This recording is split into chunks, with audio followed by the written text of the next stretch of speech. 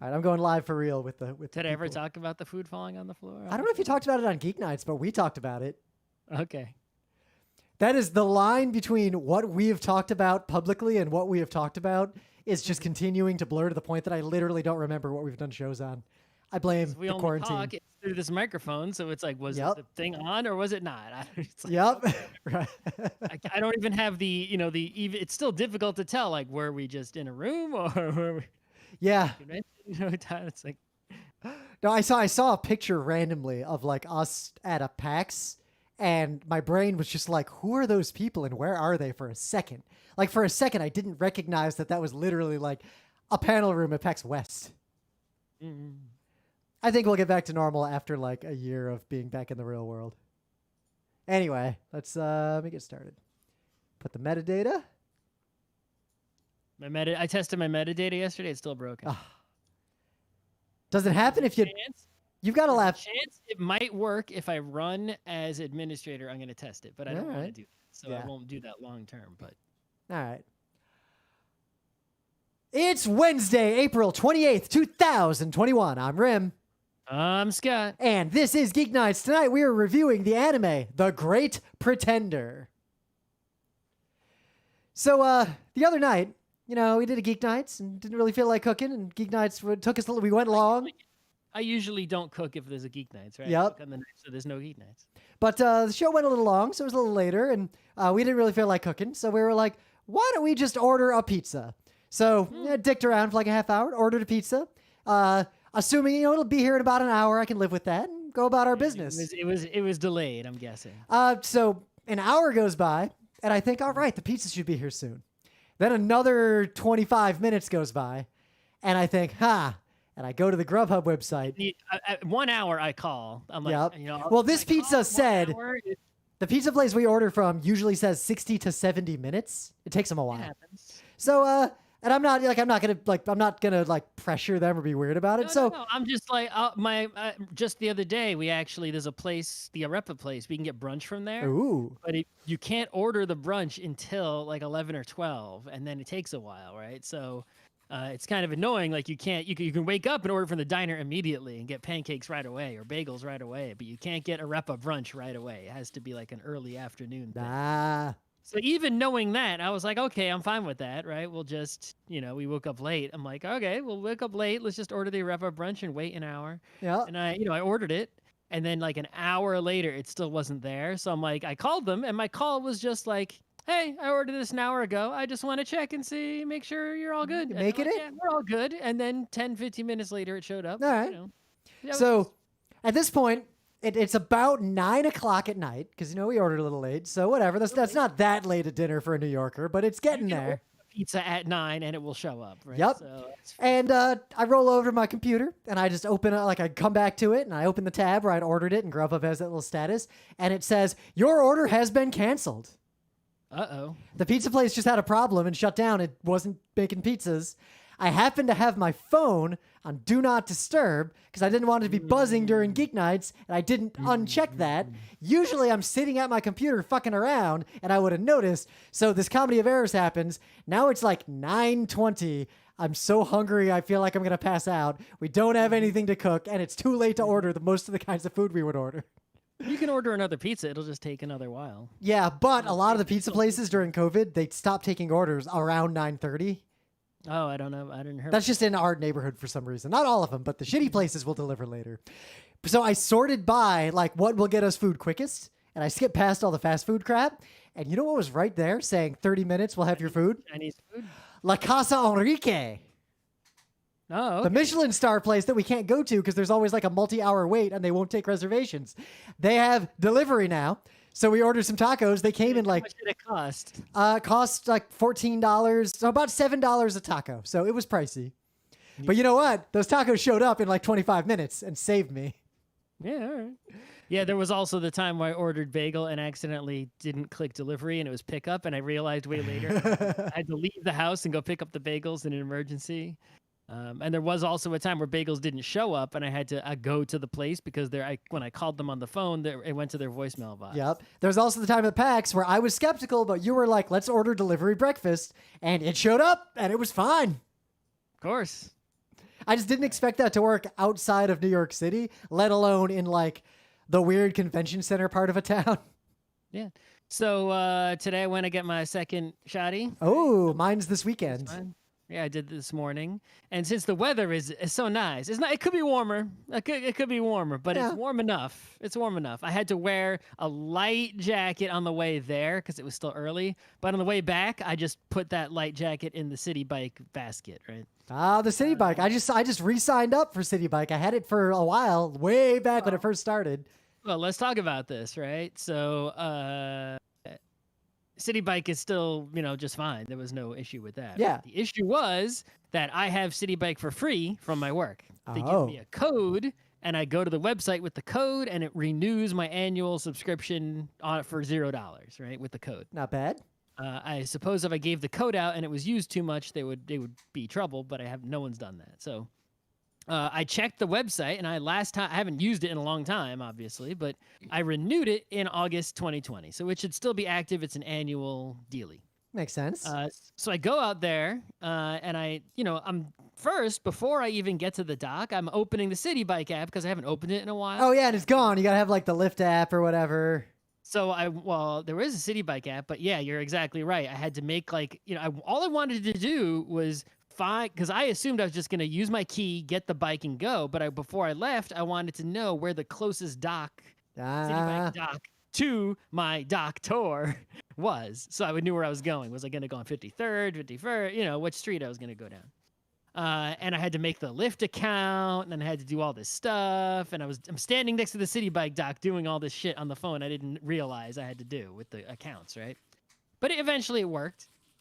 And then I go to, put my key in, and it goes, like red light. And I'm like, what the fuck? And I get a text message. It's like, you don't have a payment method attached to your account. And I'm like, my account is fully paid, annual paid nonsense. Ah, yeah. Annual accounts require a payment method now, partly because of the e-bikes.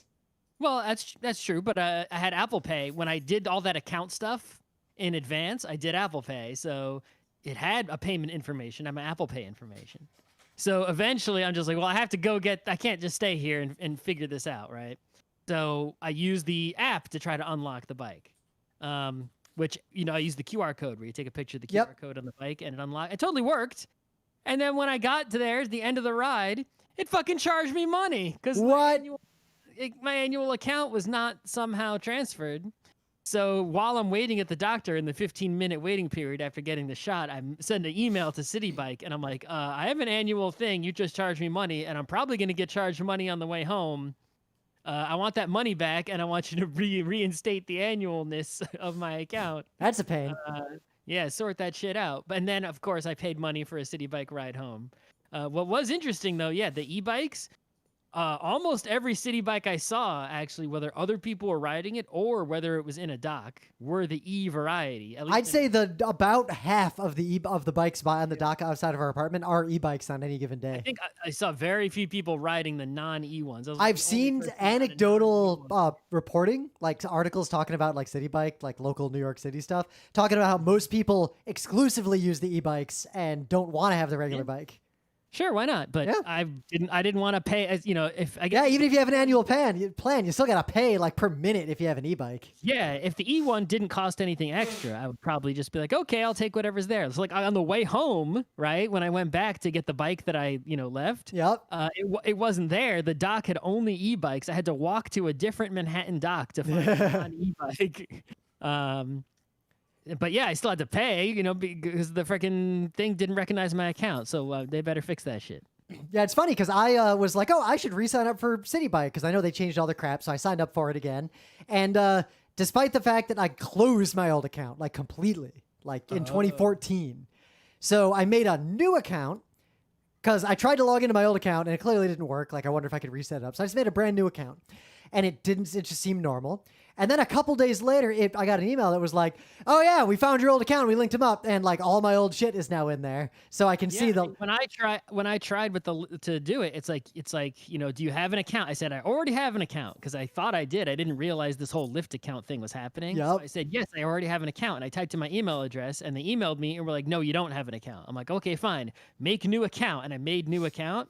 And then when I finished making a new account, it was like, here's your ride history. It's like, Yep. because I have the same email address. And I'm It's like, funny because then I can see June 3rd, 2014, the last time I used a city bike, and I canceled it then because it wasn't useful at the time anymore. Mostly because most of our friends didn't have it. So anytime we were out in a group and city bike would be the easy way to like get to Kips Bay or something, only a few of us had it. So I ended up walking with all the slow people anyway. So I canceled it. I mean, obviously I have it because it's free for me. Yep. Theoretically, it's supposed to be. But because I use it when I want to bike somewhere and don't want to bring my actual bike and worry about it getting stolen. Yep, but also since then it expanded into a lot of Queens and a lot of places. Like, you know where I use it mostly? Bike down to Vernon Jackson to go to a restaurant. Bike to the E train once I go ride the subway again, like that kind of thing.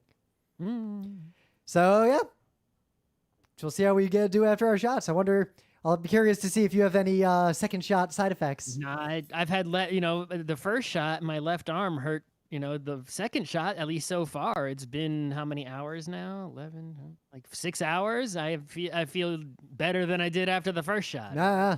My arm doesn't even bother me. Like nothing. I feel completely normal in every way. So. I'm getting Moderna, so we'll see how that goes. But I got the other one. Yeah. Pfizer seems like it's better for the person getting the shot in terms of things like side effects, but it's really hard to distribute. Moderna is a more like practical vaccine for the public. The best vaccine is the one that you can get. Right now, that is 100% true. The vaccine that you can get and get quickly is the best one, right? Don't go sitting there and being like holding out for one or the other, or not canceling an appointment because you don't like which one they have there. Yep. Just get whatever fucking appointment. Thing is, there's a million appointments in New York City now. Like you can walk into a bunch of the places. Wherever it is that you are, whatever the situation is, if you don't have one yet, get one as soon as you can. And whichever one they have, just take it. Don't worry about which kind it is. That's the best one is the one you can get. So let's get into some animation news, etc. There is huge news that happened right after we did like a Wednesday episode, and we ended up not doing another Wednesday episode until now. We had to remember if we had talked about this. I don't think we did. No, I don't think we did. Yeah. The whole Macross Robotech Harmony Gold thing appears to be resolved, which is... I don't know about permanently resolved. It is resolved for now, such that Robotech can be released and continue to do its thing, but the real Macross can also be released. Well, you could have already watched. The real Macross is on Amazon. You could watch it. Yeah. But yes, but there were issues with some other Macross things. Think of it more as like the Macross universe. I'm making quote marks here versus the Robotech universe. Okay, so if you don't know, this is a long saga, right? I'm sure most anime nerds know that there were these 3 shows in Japan, 3 different anime that only had barely anything to do with each other. Well, some not zero to do with each other, but not that much. There was Macross, legendary, amazing robot show. Yep. Right, which was Super Dimension Fortress Macross. Then there was the Southern Cross show, and Southern Cross was actually called Super Dimension Century Southern Cross. So there was some relation, right? With the Super Dimension thing, but the shows had nothing to do with each other. They were like different characters, different plots. There wasn't a proto-culture. Right. They were just completely unrelated stories, characters. They both involved mechs, I guess, right? Southern Cross is not really that great. I've actually never seen it, like full disclosure. You don't need to see it. Good. And then there was another show called Genesis Climber Mospita, which I've never seen, but I heard is at least better than Southern Cross. I don't know, right? But it's a show with like motorcycles and stuff, and it's I guess it has some merits. It might be worth seeing. I don't know, but the point is neither of those 2 other shows are Macross, which is a legendary A+ show. So someone wanted to bring those shows to the United States, which was, they recognized that those shows were amazing, especially Macross mostly, right? In order to do so, they mangled it, rewrote it, edited it, combined it to get more episodes. They combined all 3 shows together into a thing called Robotech. It was basically a travesty. But it did expose the U.S. audience to Macross at least, right? Yep, like it was extremely popular in America and in Europe. There were some positive side effects, right? And it was, there were arguments to be made. It was necessary at the time, but overall, there is no reason for it to exist now, and it's not as good as just watching the 3 original shows separately, right, in their original form. So over time, various things happened, but the big deal was this intellectual property thing because Macross, mostly the main, the first show, was made by Studio New. I don't know how to pronounce it properly. Nue? N-E-E. Yeah, Nue. I don't know. I've heard Nue. And there was also involvement with another Japanese company, Big West, like an advertising company. Yep. And another company, which is a company you actually know. Oh, Harmony Gold? No, not Harmony Gold. Tatsunoko Productions. Yes. So those three companies in Japan basically got together to make Macross. Tatsunoko on its own, without consulting Big West or, Studio New, right? Licensed Macross and other stuff to this company in the US, Harmony Gold, which is like this very strange company. It's like such a Hollywood story. It's like a real estate company, but they also do some Hollywood stuff. Yeah. They actually made like a movie recently. It's like a rich dude, but he's not like billionaire rich, but he's still mega real estate Hollywood rich. It's like a family run business, right? And somehow they got this deal, and there were several lawsuits. And when the lawsuits, also involved things like Transformers, because obviously, in this Transformers G1, you had, what's his name, Firebird or whatever, the guy who's basically the same exact robot as a Valkyrie. Yeah. Right? And there were lawsuits about that. And they decided, I guess, and after all these lawsuits, that Harmony Gold still had like the rights to like this limited set of character. And We'll link to an article because it's actually, not only is it shockingly complex, but also very complex. we also don't know the full details of what happened because a lot of this was still resolved behind closed doors. I don't think anyone knows. But basically, the gist of it was Harmony Gold tried to renew the Macross trademark with Tatsunoko in the late 90s. Big West sued, saying that it and not Tatsunoko had rights to that. Later, like a decade later, or 5 or 6 years later, Japanese courts ruled that Tatsunoko had the rights to Macross, including sequel rights, but there was some complication that Big West owned the franchise, which included the 41 original designs. So it was basically fighting over the ownership mostly of merchandising and the right to the franchise and brand of this stuff, as opposed to the individual show. Imagine if one company had, Scott had the rights to Mickey Mouse as a property for merchandising, but I had the rights to the first 20 things that had Mickey Mouse in it, but then some other company owned the rest of Mickey Mouse. It's one of those situations. You don't, right? And then you've got a TV show that has Mickey Mouse and Goofy, who's owned by a different person in it. Yep. And then Scott licensed the toy stuff to the U.S., but then I licensed my own stuff to the U.S. And that show that has all these different things in it is called Fubar, and someone else owns the trademark to Fubar, the title, right? It's like Robotech is its own. You could own the rights to Robotech, conceivably, that trademark, and not own the rights to the Valkyrie robot. Yep. So what does this actually mean? So Big West what it meant is that for the longest time, right, Macross stuff, which is really what we want. We want Macross stuff, right, everywhere for everybody who's a fan of Macross, and it has been hard to get, right, hard to produce, hard to distribute, because there's just been legal kerfuffles involved if anyone tried to do it, right? You tried to license it, you'd have to fight with all these people and you just don't want to touch it with a 100-foot pole. So for the most part, there has been very limited distribution of any Macross-related thing outside of Japan, for a very long time. We've had the Macross box set that I bought for a fortune. Yep, I remember that. I remember how excited we all were about that at RIT. And you could watch Macross, I think, on Amazon Prime Video, and it's that's pretty much it, right? It's none of this stuff is very limited availability. So what nerds wanted is for basically Harmony Gold to just lose everything, get this Big West garbage out of here, right? Just Studio New, right? The people who really should just have it, should just own everything, right? They made it. They should own everything. Let them do whatever they're gonna do. Combine everything together, all good. And Robotech can die in a fire. That's not what happened. What's happened is since the lawsuits has ended, basically they just keep renewing agreements with Harmony Gold, right? Big West and Studio New have acknowledged that Harmony Gold has a legitimate license to Macross, it is legitimate. Harmony Gold, I think, can release the Robotech movie in Japan now. I guess there's an upcoming Robotech movie that we haven't talked about yet. Yep. So yeah, so what's happened is now after these like renewals that sort of kept a sort of steady state for a while, all the parties involved got together and just made some sort of agreement that we only know part of.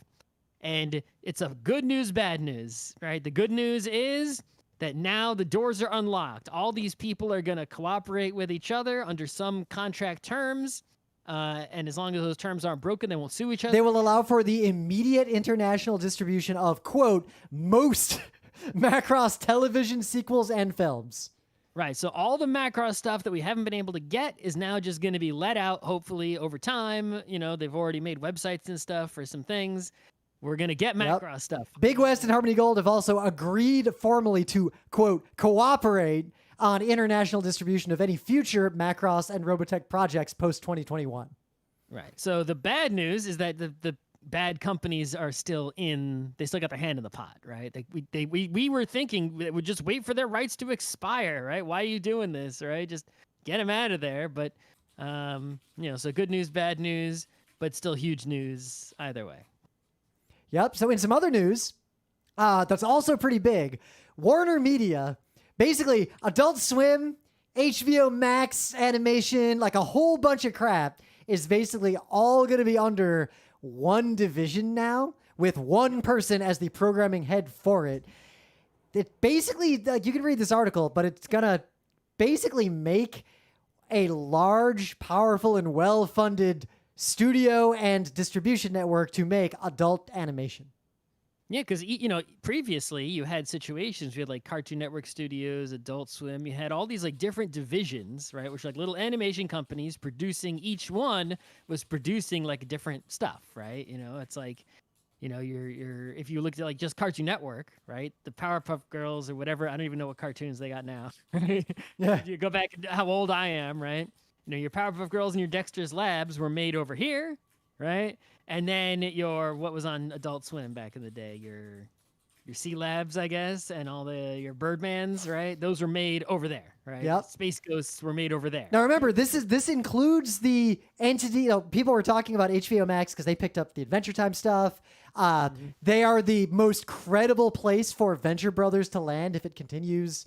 So the person they put in charge of it also, I don't know a lot about Susanna Macos, but from looking at her pedigree here, she seems like the right person too, because she was overseeing things like Bob's Burgers, Border Town, stuff that seems to be pretty popular. So an industry person, someone who knows. Someone who seems to know the deal with like adult animation. Adult meaning for adults, not adult as in porn. Right. So so all of these, tiny places now that we're all animating separately are now at least combined, if not physically, all under one company in one place with one organization, right? One boss. So there'll be reorganization, realignment, and I guess it's, again, good news, bad news, right? Yep. On one hand, these consolidations are going to lead to the world where Disney literally owns everything down the road, which is a problem. Mm-hmm. But in the short term, this will mean there's some legitimate, serious competition for what Netflix is doing with adult-oriented animation, which is good. So in the short term, I think we'll have more funding for good animation and more diversity in animation that's not purely aimed at kids. But on the other hand, diversity, when you have consolidation, right? I think diversity will actually be lacking. What I think you'll have more of is just like power and quality of unified. Well, that's why the short term part of that was a load bearing part of that statement, because what this means is now there's an entity with similar amounts of funding and power and a variety of different intellectual properties to compete with the other places where that exists today. Netflix is not going to just dominate this space as they seem to be trying to do for some time. Yeah, but having many small companies is where the diversity would have been, but now there's less of them, right? Now remember, WarnerMedia also, like back in 2019, they had already done a big reorganization that included Elation, Crunchyroll, Rooster Teeth, Verve, Cartoon Network, Adult Swim, and Boomerang. Yep. So all those things are also part of this. Yep. So the long-term trend is still not great. But I think in the short term, I feel like HBO Max might have a slight edge in terms of what type of animation they'll be able to make compared to what Netflix is Definitely doing. right now, if you look at what HBO Max is doing, including the recent announcement on animation related that there will be some NHL games on HBO Max. Right? I could definitely see, like, you know, plus you got the Adventure Times on there, all this other stuff. I could definitely see once I'm done watching stuff on Netflix, I'm probably going to switch to HBO Max next. Yep. Watch out, though. Castlevania is going to drop imminently. Yeah, I said when I finish watching stuff on Netflix. Problem is I keep watching stuff on Netflix. I don't keep watching. There's going to be more Dragon Prince, like a lot more. Yeah, I mean, I can always switch back once I finish watching stuff. I don't like to have more than one at a time. Pick one, watch everything you can on that one, pay for one at a time. And it's sort of just, why pay for... I pay for a few, but not that many. But one thing I've noticed is that some people complain that, now it's just like the TV days where I have to pay like some crazy amount for cable to get everything. Despite paying for like 3 different services, it's still way cheaper than what cable costs. Like, good Lord. To get cable service, and not just like the basic cable that has almost no channels, but the real cable service that has, HBO, for example, right? And hockey, for example, right? Would cost like $50 to $100 a month. What's Netflix cost? 20 something? I don't even know. Right? And it's like, okay, so I can do like 3 Netflixes. I can do Netflix, HBO Max, and Hulu. Yep. And with the best plans and still be paying less than cable. Right, or Apple TV Plus, or whatever the hell, whichever one you want. Right now, we're rocking the Disney Plus, the Netflix, and the C-Roll. Oh, D Plus, that's the other one. Yeah, but I'm just doing. I got Netflix and C-Roll right now, and the Netflix is the shuffle slot. Yep. So in some other news, really brief, just go check this out. So Cells at Work, okay, manga, anime, like I think we even reviewed it. I watched a few episodes. I respect it, but it's all right. I just don't feel like watching the whole thing. Yeah, it didn't drag me in like, say, Decadence or The Great Pretender did, where I wanted to watch it all the way to the end and like actively tried to watch it all the way to the end. But they did something kind of cool. They made a little like after chapter that's basically about the coronavirus vaccine and how it works. And the Ministry of Health, Labor, and Welfare in Japan has basically released this to the world for free. Okay, cool. Yeah. It's a neat little thing. Wish they would get their own vaccination situation in order, right? They seem to... There's a lot of issues going on over in Japan. Over in the entire world except the United States right now. Despite us being the country that fucked it up nearly the most, we're also the ones with the most vaccines due to, well, basically billionaires and bad stuff that we have no control over. Yes, it's like, our country is all these vaccines because it's evil, and I happen to live here. I would rather it not be evil, but I am here, so what am I going to do? Not get vaccinated? No, I'm going to take, right? Yep, get shots no matter what. I think Japan's COVID situation has the added problem of the Olympics situation, right? Which no one else. And there's a lot of hypocrisies surrounding, both of those things in combination. That is true. So, getting back to Netflix, Netflix is going to be streaming the Sailor Moon Eternal anime films, like soon. So what happened here, if you don't realize, these aren't like standalone movies. For the Sailor Moon anniversary, they did Sailor Moon Crystal, remember? Mm-hmm. And there were some seasons of Sailor Moon Crystal. So in lieu of a final season of Sailor Moon Crystal, they instead made 2 movies that are the final season of Sailor Moon Crystal. So those 2 movies will be on Netflix. Yep. I don't know if I care about them that much, because honestly... If you haven't seen all of Sailor Moon Crystal, there's no point, because those 2 movies are the final seasons. Yep. But also, Sailor Moon Crystal, I remember when we reviewed it when it came out, and it was awful, mostly because they released it with, like, not just, like, not quite finished animation, but, like, just missing animation. Like, characters wouldn't have faces. Well, usually that's, like, the TV... That happens a lot with anime. The TV release is busted. It was just particularly egregious. I feel like they really rushed it to get something out, like, around the anniversary. I think because, unlike other anime, the Sailor Moon anniversary was like, it's now. This is the anniversary. It's happening. You need to do it now. So then they rushed it. Yep. But even when they fixed it, I honestly don't find it to be that compelling. It just feels almost... I'll just watch old Sailor Moon. I don't need to watch. Like, old Sailor Moon honestly just feels like it has a lot more heart and life, even though it deviates significantly from the manga. And Crystal is truer to the manga. And honestly, the manga is great because it's more like Marvel space bullshit than it is like what you expect it to be. But I don't know. The show just feels really sterile and bland compared to the original cartoon. Anyway. Yeah. Some other little news. I know we've been talking about Adventure Time, like the next episode of the 4 post Adventure Time things on HBO Max. We had assumed, and the whole world had assumed, like all the press, not just us, that the Peppermint Butler Goes to Wizard School was going to be coming next. The one that I want to see the most. Yep, and out of nowhere, the one we thought was the last one, Finn and Jake together again, that's actually coming next, and it's coming on May 20th. And so many people had misunderstood the order that it looks like people involved in the project actually had to issue some sort of statement. They basically said the order we typed the names in that release had no bearing on the order they were going to be released. And there was definitely a read between the lines of, seriously, you nerds. Yeah, well, the first 2 were in that order, first of all. And second of all, they said that I think the order they're being aired is the order we delivered them in. Yep. Which I guess, okay, does that mean you delivered them in that order on purpose, or that you made them all individually, so you didn't really care? Yep. I feel like they will be individual and standalone, which will be fine. But I also feel like either standalone. There is no. You could watch them in either order, and you could have fooled anybody saying the second one came out first. Right? I feel like nerds will debate the correct viewing order forever. But I always go by in any media, correct viewing order, because they're unrelated to each other, and they're not even in the same part of the timeline. It's like, it doesn't matter. Thus, I always tend to go with after you watch the entire TV series, it doesn't matter. Yep. But I usually go with whatever order something was actually released to the public in is generally the order I'll watch it in. Sure, but it's not a big deal. Yeah. Just see the whole TV series first, then watch these, at least so far the first 2 in any order, and you're good. Yep. Let's not do a Geek Nights episode though until we've seen the last 2. We don't want to do 4 episodes and 4 things. It's a little. All right. Things today.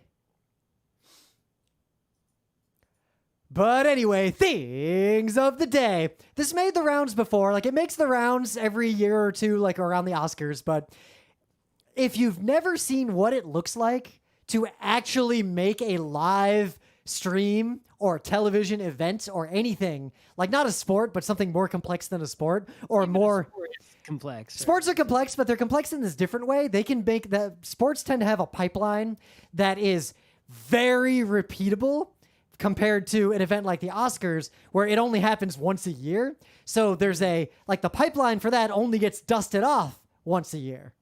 Mm-hmm. So there's a little bit of a distinction there, but it's less of a predictable, right? It's like you do have the whole thing scripted. Right? Yep. It's like that so and so is gonna someone's gonna come and read a thing and then open a card and then there is sort of a pattern. Yep.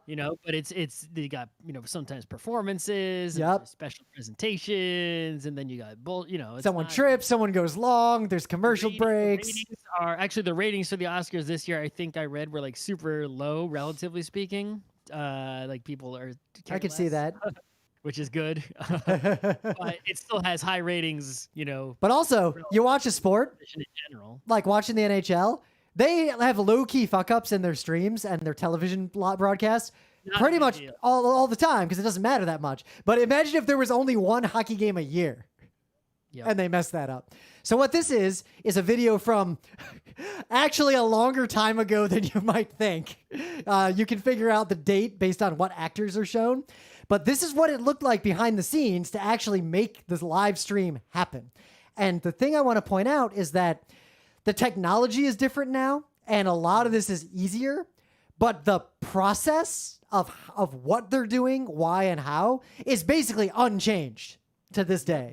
There's many cameras, and even though you may be able to switch between them easier with like a big displays, and touch screens, and who knows what kind of stuff they got set up in the production a crate or whatever, but you still have to have a human deciding which camera to go to with which timing. Yep, and how do you manage that on the fly with a bunch of people? You got 400 camera operators, let's say. Those cameras are being operated by people who need to know where to aim, how much to zoom in, what to look at, right? Yep.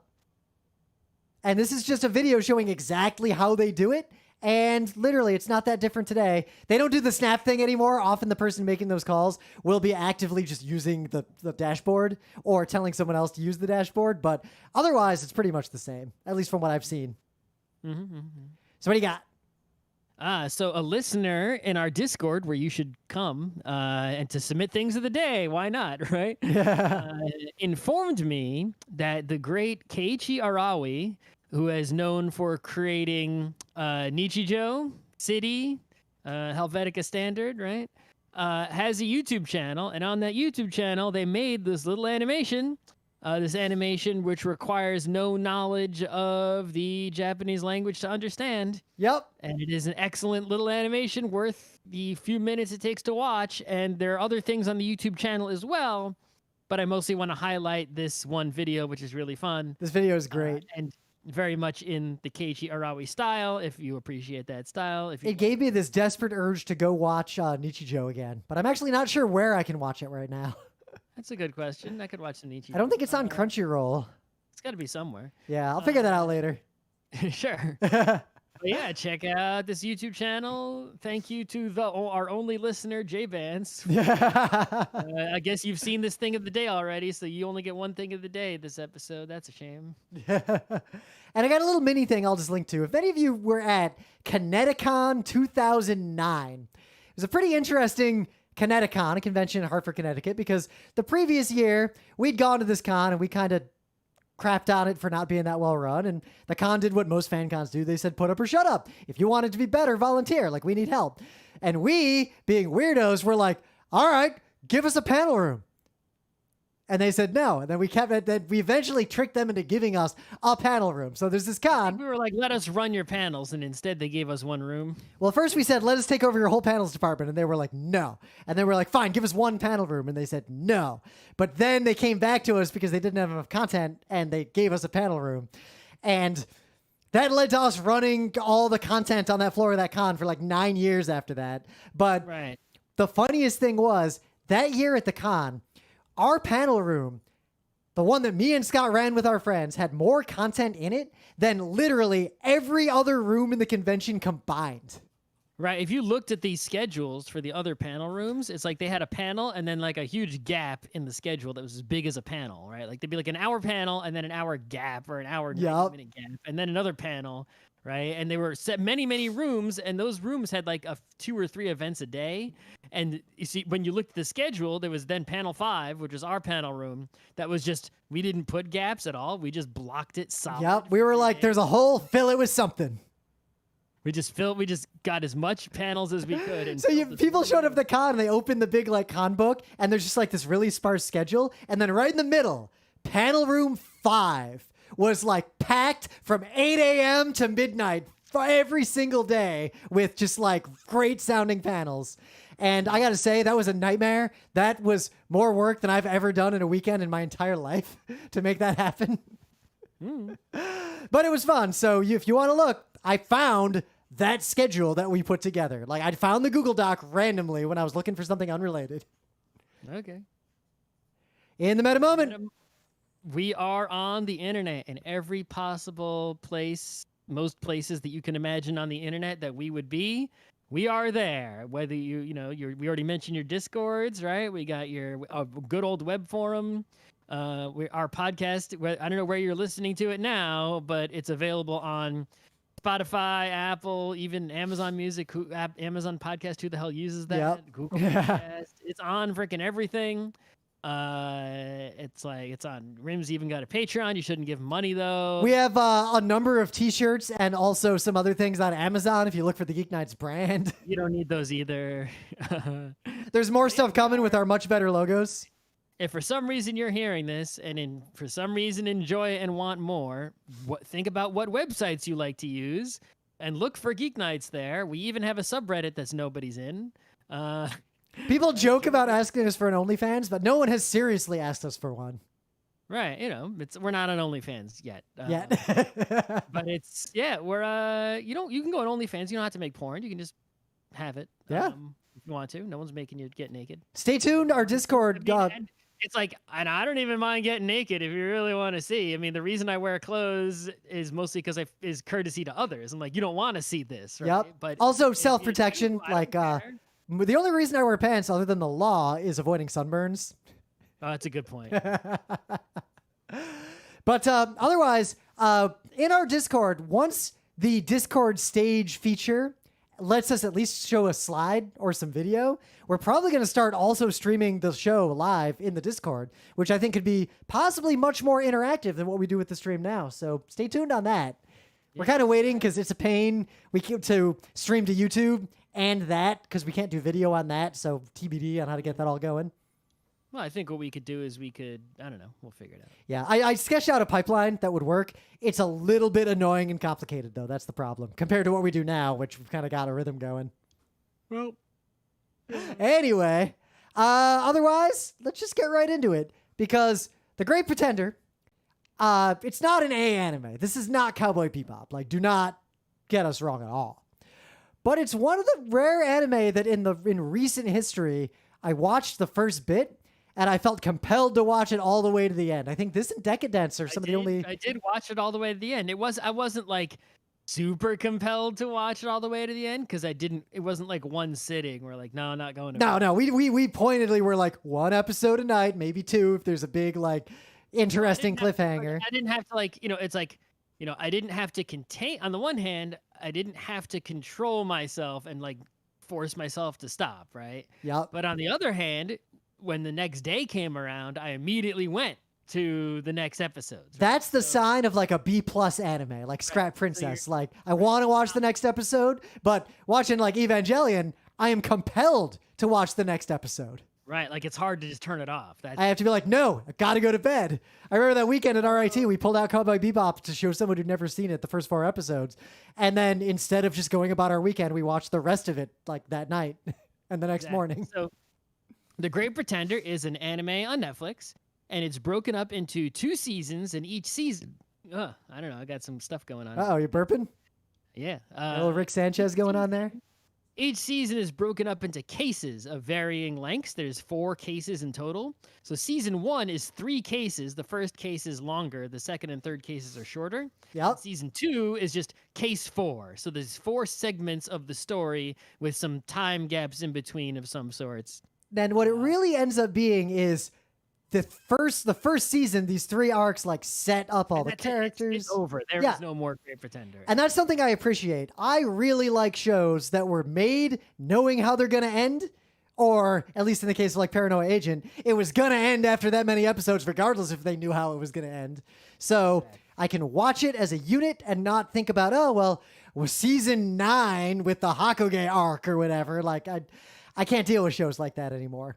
But the first season is basically these 3 arcs sort of set up all these characters and all this world and bit by bit reveal things. And then the 4th season is like, all right, here's what the deal was. Here's what was going on. Yep. So the biggest question I have, and I think it's such, you can't see this show and ignore this, is that the show is called The Great Pretender. And the closing music and the closer of this song is The Great Pretender. Buck Ram, Freddie Mercury. Right. So that wasn't free, right? Netflix paid for a sync license to get that song on there, right? For every single episode, that's the closing song, right? A real freaking song. Yep. Now, normally when this happens in anime... Could they pay the money for Freddie Mercury on the closing and on fucking Evangelion, a show that is... better than The Great Pretender, not to say The Great Pretender is bad, they couldn't pay for fucking Fly Me to the Moon. What the fuck? Right? My suspicion... There's no excuse. There's no excuse. It's like, it'd be one thing if like, they just had some chintzy, but it's like, you're paying for a big closing music here? It's like, what? People aren't watching it for the closing music. It's like, why would you ever pay money for it? But if you do pay money for it, that means you must think there's value in having the good, correct closing music. What, if they didn't get that song, were they going to change the name of the show to something else? Now, normally... there have been a number of anime that had a like big song like that in their opener or closer, like Speed Grapher, Eden of the East with that Oasis song. But when that happened, usually they'd have such a limited license that opener would only be for like the first time it was aired on TV, and then there was some terrible song that replaced it once they actually released DVDs. Like that would usually happen. I suspect the only reason they paid for a real license was that Netflix made it, so they were willing to throw money in it based on the creative vision of the creators. But Eva, that's just a show they've got. They don't care. People are going to watch Eva with or without it. There was no creative vision they cared about. It's not their intellectual property. Yeah, which is BS. But also, I think as people will, they make especially in anime specifically, they'll license a show. They'll buy a license for just the Japanese territory or Yeah. territory, because guess what? The U.S. sync license is going to cost more, right? So Yeah, there's a reason why a lot of bad music ends up in anime in America. Like, remember the Dominion Tank Police soundtrack in the dub? right. Think about the population of a place like Luxembourg. They don't even talk about Luxembourg. They talk about Benelux because that's if you're going to license something, you're not going to license it in such a small place, right? You're going to license it in all of Belgium, Netherlands. Yep. Right. But if you want to license a song, The Great Pretender, right? Let's say you're making a TV show in Benelux. You have to pay a certain amount of money, and they know the population of Benelux and even if your show was a mega hit, how many people will see it, and they charge appropriately. If you want to license the same exact song for a similar TV show in the United States, they know the population and wealth of the United States, right? They know how many people are going to be hearing that song versus if it was a Beneluxian TV show, it costs more, right? So that's a lot of the issue here. But regardless, no, Netflix, I'm pretty sure, has a worldwide license, right, for The Great Pretender, which couldn't. But also, be free. they named the show The Great Pretender. The themes some of the themes that are addressed in that song are directly applicable to the plot of this show. Like, did they license the song first and then make the show? Actually, so I have an interview I'll link to with the writer and the director, and they were asked specifically, when did you get the idea to use the Freddie Mercury song as the ending theme, make the visuals focus on his cats? And the answer is very short and perfect. This is the director, I think. Quote, "When I was in my teens, I listened to Queen and became a big fan of Freddie Mercury, something that probably any fan wonders about, but I honed my craft while thinking, if he were alive, I wonder what kind of videos would delight him.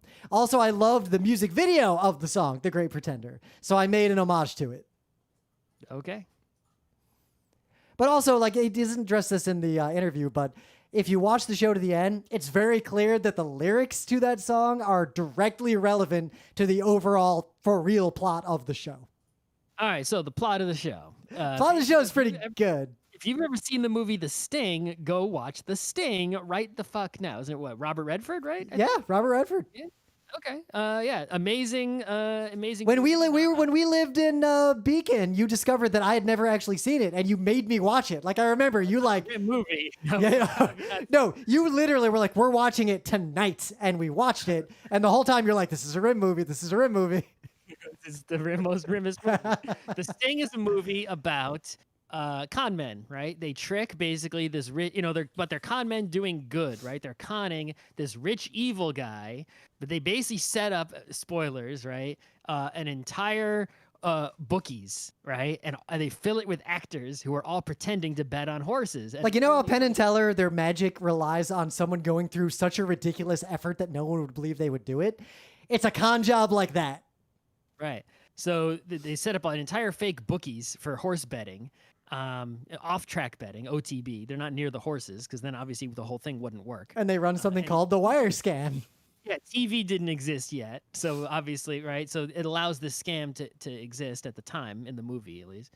And the only person who isn't an actor in, obviously everyone's an actor because it's a movie, but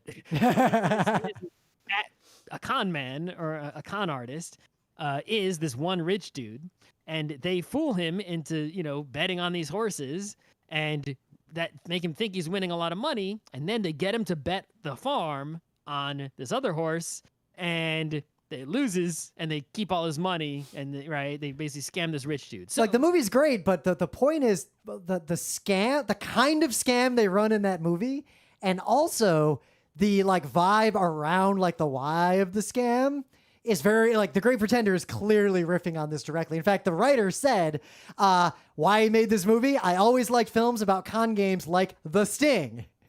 Yeah, maybe the best con movie there is that I know of. Yep, and also the writer of the show, Ryota Kosawa, is known almost entirely for live action stuff, not for anime. Yeah, okay. So in this show, what you have is basically people, right, running cons against each of the episodes, right, the four acts, right, of the show, each of them are targeting a different rich, wealthy, evil person with some sort of con that is a big, elaborate con in order to take all their money and hurt them because they're bad people who deserve to be stolen. But, they're not evil killing people. They have a rule, no killing. Artists. Yeah, they're con artists, so they're still criminals, but they're basically using their criminal skills to take a whole bunch of money away from evil rich people that the police aren't doing anything about. Yep. Right?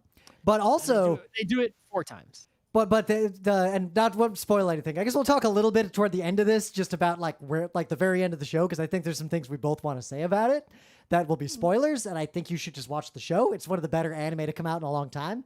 But each of the heists sort of reveals why one of the members of this gang is a confidence artist, why they're doing what they're doing, and the stakes just slowly escalate.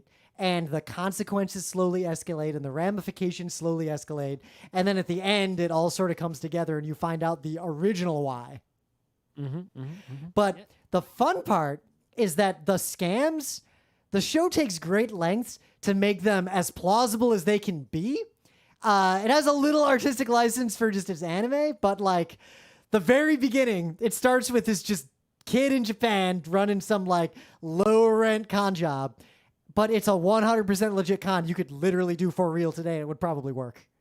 All the cons are actually very well thought out, and the writing on what the cons are is good, and it's grounded up to a point, but it always sort of gets a little over the top. It edges into Lupin territory toward the end of every arc, but it doesn't go full Lupin. That's how I describe it without spoiling stuff. Yeah, it doesn't go into really supernatural territory or ridiculous like that, but it's, or people doing things that are absolutely impossible for humans to do, kind of. Yep. It does get a little ridiculous. But it also sort of reaches the ridiculousness, sort of comes towards the end of the cons for the climaxes, right? It's up until then, everything is sort of running in a normal fashion, even if it's an elaborate one. It's just okay, yeah, no one's that clever. This would never happen. But if there was a character that was that clever and there was a cons within cons within cons, then yes, okay. And it's sort of fun to have those cons within cons within cons unfold because certain characters are operating at different levels of the con. Yeah. And then you can sort of see someone thinks they're conning someone, but actually they're being conned into conning someone as part of a larger con. And then they discover it and you discover it together at the same time. And it's sort of, you're zooming out and, it's not like a terrible secret of space where it's we're telling you there's a terrible secret of space, but we're not telling you the answers. You're always asking questions. It's that you're watching a thing and then suddenly there are answers you didn't even have questions for. Yep. I think your analogy was right. It's like the show, the camera is just slowly zooming further and further out, and bit by bit, things come into frame. You're like, wait, what the fuck is going on over there? It's you see a puppet and you think it's real, and then you zoom out. It's oh, there was a puppet. And you zoom out, and the puppet master was also a puppet. Daddy, 3 puppets. But what I also appreciated was the way it starts. In the first episode, it's not really spoilers, the first episode, but the show I thought was going to be a lot less good than it was, because in the first episode, it starts with this really pedestrian con, and the guy it doesn't work out, and it just feels really predictable. But then when Edamura, the main character, sort of slides in and you see what the real con was, I didn't expect that, and it was clever. And then the show just escalates from there. All right, so let's talk about, there's a few details in the show I want to touch on. So the first detail is the background art, right? So that background art is fucking amazing. I don't know the name of the art style or the artist who drew that way. It's abstract and hyper saturated and colorful. It's a style you've seen before. It's you could imagine that even though the show takes each of the different episode, the what's it called? The acts. The arcs. Whatever. The arcs, right, take place in different geographies. One of them's in Singapore. One of them's in UK, I think, right? Yep. France. I guess it's a spoiler to say where the last one is, but yeah. But all 4 of them are in different locations. Well, the first one's to California, but they all feel like a painting that you would see hanging in like a motel in California. In your Yeah. hotel room, right? And it's like a style. I've seen that style before, but I don't know enough about art history or what to Google for to figure out the name of that style or the artist who came up with that style. But I've seen that style. It's a style I like. You don't see it that often. And every single background, whether it's like a shot where the background is taking up most of the frame, Yep. or just like a regular old talking head shot, it's like almost always the background is a painting in that style, right? With quite a bit of effort put into it. And it's really, it sort of maintains, no matter what's happening in the show, that sort of visual like anchor point, right? Of, stylistically. And it subtly really sets the mood for the scenes and sets the mood for how, apart from non-con men, these characters are. And also it really like pegs them to the place they're in. Like the Singapore arc is like specifically and directly set in a very specific part of Singapore. The LA one is like a real place. Like they scouted locations. They made it very, very true to the spirit of those places, but highly stylized. Ones where it's like, it's New York, but no, it's not. It's not New York. It's like, oh yeah, that's, Like I've spent a lot of time in Singapore in my life. Like actually, the other day randomly I was looking at Google Maps and like it has that history of like where you've been, and I've been there more than I realized. But it really captures what Singapore feels like if you're there and you're well off and like in the kind of places that they're at, not like daily life, but like this larger than life experience. The other thing I would say is that the soundtrack, I feel like it is like directly trying to pay some homage to Cowboy Bebop, like straight up. It's not the kind of soundtrack that I would put on, right? Like I would play. Yeah. But while you're watching it, it's a lot of fun. It's one of those, it fits, but it's not a score that's particularly memorable. Other than, of course, the closer, but that's not a score, that's a soundtrack, and it's just a Freddie Mercury song, so. Right. We already know that song. Yep. Another thing I want to point out is that, you have this main character who is a Japanese guy, right? And his name is Edamura. And a lot of the characters make fun of him and call him edamame, right? Which is, the green peas, right? Because the show is very specifically like, he is a Japanese character out in the world among mostly non-Japanese people, and people make fun of him for it. Like, yeah, there's like a cultural sensitivity aspect to it, especially since even though these characters are traveling all around the world, right? You're watching this show either in Japanese with English subtitles or with an English dub. And so the characters will be mostly speaking in the language that you choose for your audio track. Yep. But it's sort of assumed that like while they're in France, right? It's like, okay, that character doesn't speak French, but all these other ones do. And it's like, sometimes they'll actually speak French with subtitles. I love that. I almost feel like it was a gag on they made the voice actors speak English and French a bunch in this show as well. But then there'll be times where like, okay, I watched with Japanese English subtitles. There are scenes where characters are talking in Japanese, but it's just assumed they're actually talking in English because you're in California right now. Yep. Right? Because they'll make comments like, your accent, everyone, your English accent's kind of no good, even if the character didn't speak in English at all just then. So there's sort of this, and it's very clear which characters are like, that's a French character, right? That's a Middle East but they character. play it up, and like in the first few episodes, there are long scenes of all the characters like speaking in English, even in the Japanese soundtrack or the Japanese audio. Yeah, they're all con artists, so they're all fluent in many languages and can even hide their accents or not have accents in various languages to some degree. But it's clear the main character's Japanese accent doesn't, he has it when he speaks in English, where like one of the other characters, is French, but if they speak English, you wouldn't know that they're French because they're so good. They're a con artist. They've learned to speak without an accent in how many different languages, Another thing I could say is that I like for example, the first arc, which is kind of set in LA, it definitely has a big Get Shorty vibe. like the way that who that director is, who's also in the mob, and like what's going on. And there's a scene that is clearly an homage to that scene in The Untouchables where Al Capone beats the shit out of a guy with a baseball bat. But and we're watching, I'm thinking, oh, they're gonna do the Al Capone thing.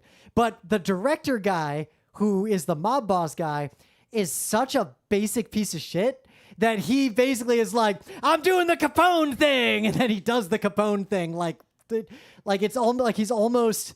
You'll have to see it to see what I mean. Like that guy is such a doofus. Yep. In terms of like, we're not going to spoil anything about the end, but I'd say the end is pretty satisfying. With a possible off note, I see what they were going for. There's sort of a post-ending, very short scene that might radically change how you interpret the show. That's true. But yeah, I think it's not just the post scene, but also the ending. On the one hand, the ending does sort of tie up and explain everything with like the most zoomed out, biggest explanation, right? And like at the end of the show, it's almost like I had a checklist of they better not just ignore the child trafficking that was happening in that arc, and like every box got checked. Yeah, they just took everything that they had and just like wrapped it up. But I think the ending was, it felt, at least, whether it was rushed or not production wise, it's the pace of it is rushed. It's like the things that happen at the end happen so quickly. It's like, you know, this and then this and then this and then this. It's like they're just like cramming that ending full of everything. So I felt like they could have either cut a little bit of that out or had like a few more episodes to make that all come together. Yeah, and the other thing is that it becomes, because of that rapid pace of the ending, it's a little like confusing and messy, right? But at the same time, that almost worked, because when we were watching, you get the information about how a thing was wrapped up and all the facts and all the questions are answered, but it's like you could have spent a little more time showing those answers in a more emotionally impactful fashion, right? Though at least I can say that one thing that did do is that when we were watching it and the sort of final arc, like the con that's happening gets revealed and some people walk out a door after the floor thing happens. I'm being very vague here on purpose. Yep. We were both just sitting here thinking, what the fuck? Did this show get weird now? Is this supernatural or magic or nonsense? Because we almost got conned. Like we were conned ourselves. And then as the camera zooms out and it's like, oh, like you have this moment of, I get it. I get what they did. Yeah. And I feel like that was done well, but it could have been done slightly better. Yeah, like I was saying before, how it's a show that's giving you answers without, asking, giving you the question, That's the first time it gave me a question. I was literally like, what the fuck just happened? But it's sort of, in that way, it's conning you, right? It's like rather than you knowing there's a terrible secret of space and just not knowing what it is, right? It's like, I know there's a mystery out there. It's like, no. There is no mystery. This is the truth. This is what's happening. We're showing you everything. Look, we're showing you that they're con men and that they're pulling a con. You see the whole con, right? You see everything, but you yourself are being conned, right? As the larger con is revealed to you and characters simultaneously, right? So that's what I think gives it a little different structure. Another thing, something actually I did appreciate around like the way the show progressed too, is that the characters were pretty complex. And many of them had significant changes, like over the course of the show, for as short as it was. But also, I didn't know where the show was going until the final arc, because there are a lot of moments where the show looks like it's about to take a very dark turn, and it doesn't necessarily reassure you of, no, it's not actually going to go too far down that road. It almost feels like it's at any moment it could get real dark. Like there's a moment where a character kind of out of nowhere pulls a knife and you don't see it coming and an episode ends. And I give it a 50-50 shot that the show was about to take a really dark swerve. Right. It's like there are dark things that happen in the show for real. Yep. Right? And the characters, while they're always, when they're not conning someone and acting, right, to con people, they are always, all of them, even if they all have dark pasts to varying degrees, they all act in sort of a jovial, having a good time, joking around manner with each other. Well, you know how I would sum that up? There's a meta message in this show. The meta message of this show is it's all fun and games until it isn't. Right. And then at the same time, though, they always will, even though they're almost always right, just joking around with each other, they'll always stop and say, like, no, we're not teammates, right? Lone You could wolves. just- yeah, you could just die. We're doing dangerous shit. And Yep. they absolutely are, right? So, and they're also reminding you, the viewer. So then when dangerous shit happens, sometimes it's real and sometimes it's a con, and you Yep. can't tell until later when it's revealed whether that was, fake or real dangerous things that happened. Yep. Right? In terms Which of is because some dying, some people con getting hurt, movies or confidence shows, kidnapped. they tend found to portray thieves who don't suffer consequences and also seem to feel like they are immune to consequences. Like, it's always assumed everything's going to work. But this show definitely edges into talking about how that is a fiction and how real con artists doing these kinds of things, like, they are moments from death basically constantly with what they're actually doing. Yeah, and there's plenty of scenes where while they're executing a con, right, they're building tension, showing you like how close they are to messing it up. Like, security, they were trying to do something. A security guard, is coming back, right? He's going off the plan. Yep. Right? And they have to think fast and come up with do something else, right? What are they gonna do? Are they gonna mess up? Are they gonna, they were trying to escape. They didn't escape. All these different things happened. They wanted to convince someone of something. They failed to convince them. Well, now what do they do? Right? Yep. And it's like you can't tell if sometimes, because there are cons within cons, if the failure to convince was part of the plan or they've just successfully adapted to the plan, or if the plan has failed and now they don't know what to do and they got to find a way to work it out later. Yep. Do they have all these layers planned out in advance or not? You're always, you don't really know, because it's not like they sat you down and told you what the whole con was going to be before they executed it. You're just watching this execution, not knowing who planned what at what level. Which is extra fun because for the first 3 arcs, Edamura, our main character, he is in just as much in the dark as you, the viewer, are. I think in all the 4 arcs, you basically know what Edamura knows. Well, the 4th arc is interesting. It would almost be a spoiler to make my argument about this, but I think the 4th arc is where that's the only time he knows what is going on. Yeah, he knows more in that one for sure. Yeah, because the final... sometimes, I guess in that one, sometimes he knows more than you. Yeah, I guess in the final one way to put it is the first 3 arcs are almost training, and the 4th arc is he does the thing. Pretty much, yeah. But yeah, I think we'll talk a little bit about spoilers. So the last thing I'll just say is this show, like, this is an anime. If you like anime, watch it. Like, this is a fine anime. It's one of the better ones to come out in a long time. It's just on Netflix. I wouldn't subscribe to Netflix to watch this show, but if you have Netflix and you like animation, why wouldn't you watch this show? It doesn't take that long. This is the kind of show, if we showed the first 4 episodes at like an RIT anime club, like, the people would be cheering. It's the kind of show that like people would show up to the marathon, but like, it's not a Cowboy Bebop, but it's a B+. I think it could have been a full-on A- if the ending had been a little bit tighter. Didn't really hit A, but it did do a lot of the things that good shows do, like the closing animation. What's happening on screen with the cats and like the lyrics of the song together are allegory for what happens in the show. Yeah, that's true. That's one of the things we always talk about. Anime where you can figure out things in the show from the openers and closers tend to be better shows. So, spoilers. We're going to spoil stuff. If you haven't watched the show, stop listening, because we're going to spoil stuff in a show where... Like me, and you don't believe in that spoilers spoil things, and that something that can be spoiled isn't, worth watching at all, then... Yeah, but from this point, not only are we going to spoil things, but we're going to assume you've seen it and not explain what we're talking about. Like, we're going to talk about it like you have seen it with us.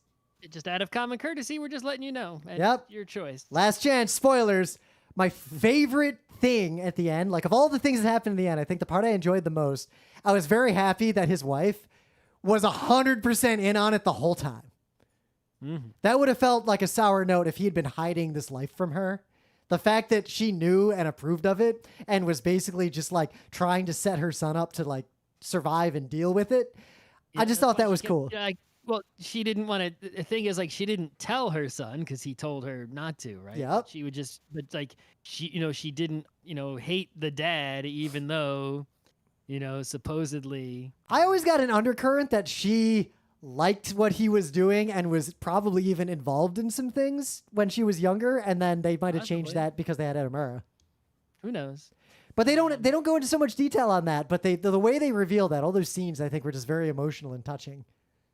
Yeah, the thing that really got me was that you have right from the early parts of the show, you see the dad was this good lawyer who got arrested for child trafficking, right? Yep. And from that point on, I just assumed, like I didn't have questions about that. Like, where's dad? I didn't think that was going to come up. Around the third arc, I started wondering, like, what was really the deal with his dad? Because that was definitely going to be the fourth arc.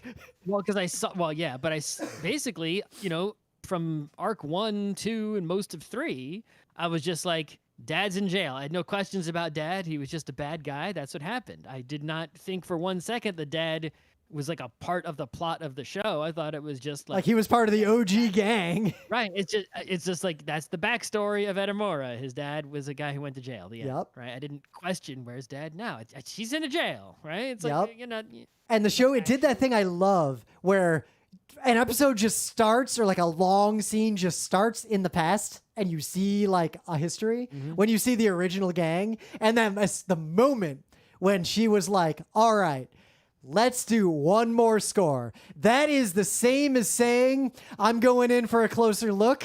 That is the same as saying, we're going to die.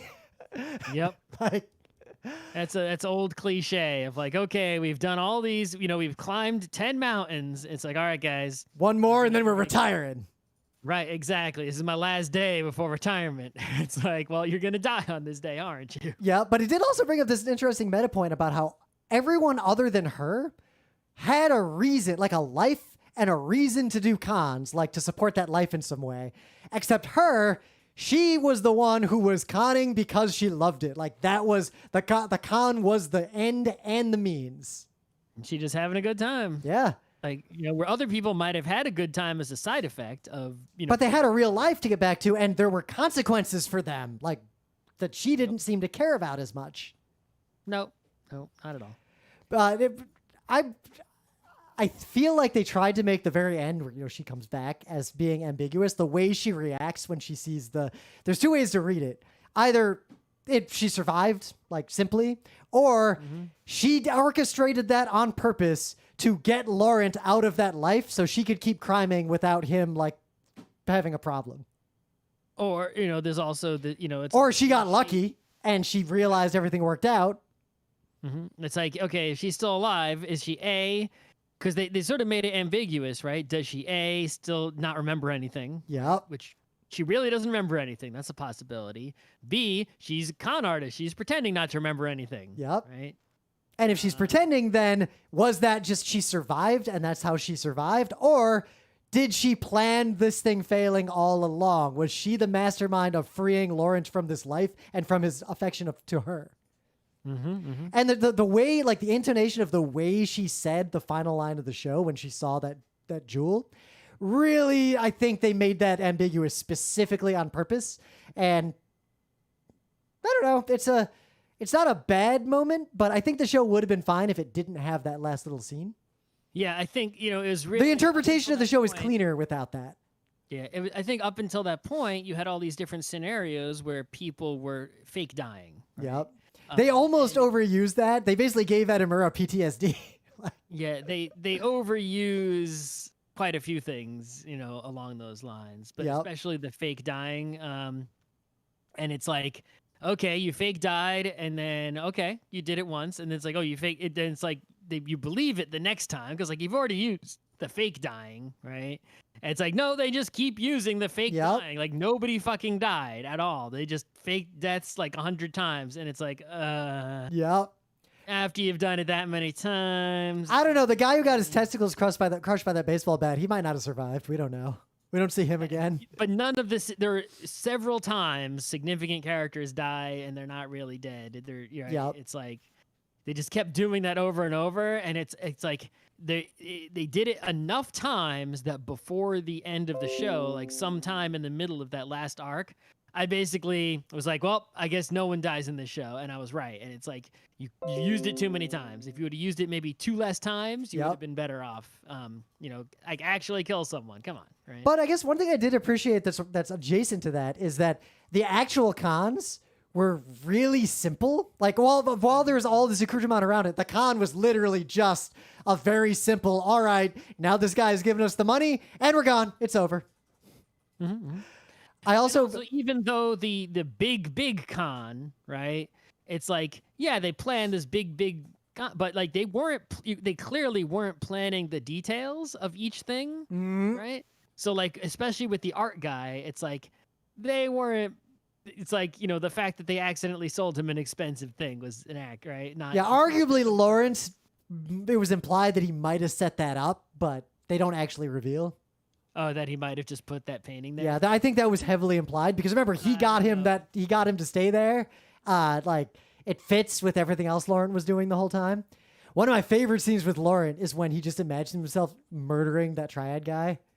Mm-hmm. That whole scene was one of the tensest scenes in the show where he's playing mahjong with the mob bosses.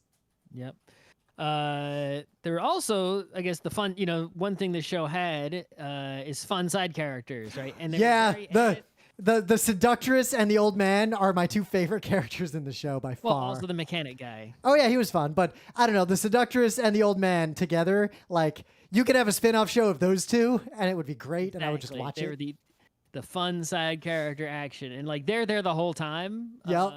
Like they're there from the beginning to the end, and they show up rather, you know, I think they did a good balance compared to other shows, which either don't use their fun side characters enough and you're disappointed, or overusing them to where it's like, yeah, those are just like, you know, side characters. You shouldn't be having them all over the place. No, they use them the right amount.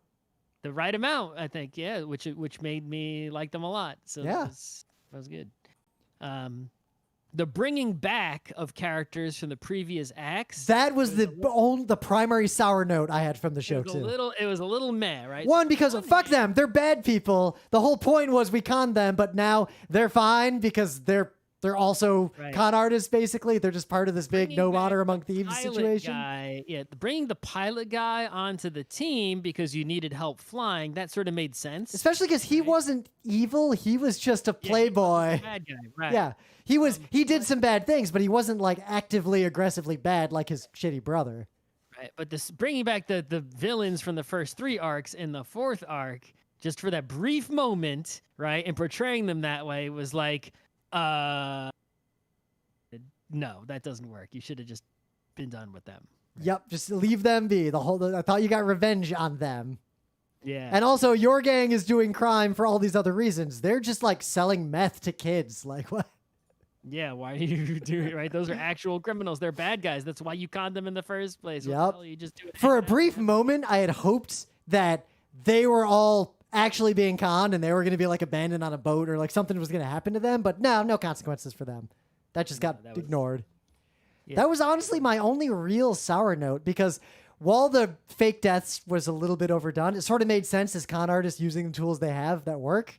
And they did play pretty well how Edamura was deeply traumatized by that, and they all tried to brush it off. And I thought it was interesting how Abby, of all people, was like, you guys are really underestimating Edamura and how much you fucked him up. Well, especially, I think the thing is that Edamura wasn't as much pre-fucked up as the other people were. The other people had more serious traumatic events in their past already. Well, also, they were older, I guess, some of them. You know, and I guess the younger one, right, Abby, it's like her past had war, the most serious, right, darkest past of all of everybody. Just that moment when she's pushing the guy's wheelchair and then she stops and you just hear the knife and she's like, tell me, did you pilot bombers during the Iraq War?